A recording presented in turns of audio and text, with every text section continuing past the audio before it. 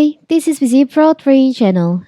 In today's video, I will show you how to empty trash on Google Photo. Before I get started, don't forget to subscribe and turn on the notification to keep you updated about this channel. So let's go. Google Photo is one of the easiest way to manage your photos, automatically upload them to cloud, and share them with others. Given it's compatible with virtual all Android phones, computer, iPhones, Chromebook, it's one of our favorite cloud storage solution. So, since Google Photo is a Google service, it shares its storage space with other Google apps, including Gmail and Docs.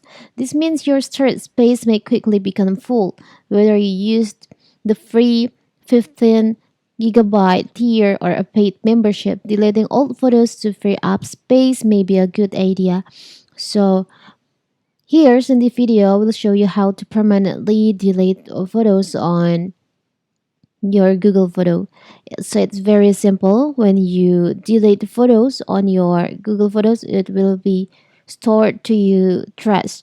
So you can permanently delete your photos from here. You can open your Google Photos. Now you can choose on collections, and you'll find there is an option like favorite, screenshot, and trash. You can just choose on trash. Here's all the photos that you just delete. Now, a backup item will be permanently deleted after 60 days in trash. Items that are in backup will be deleted permanently after 30 days.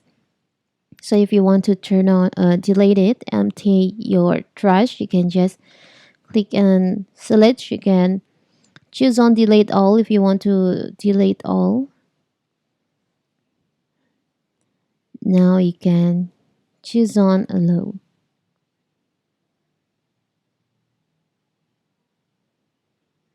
So now you have empty your trash on your Google Photos.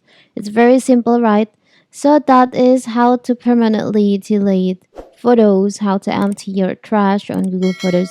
Don't forget to like and subscribe and turn on the notification to keep you updated about this channel. Thank you and see you.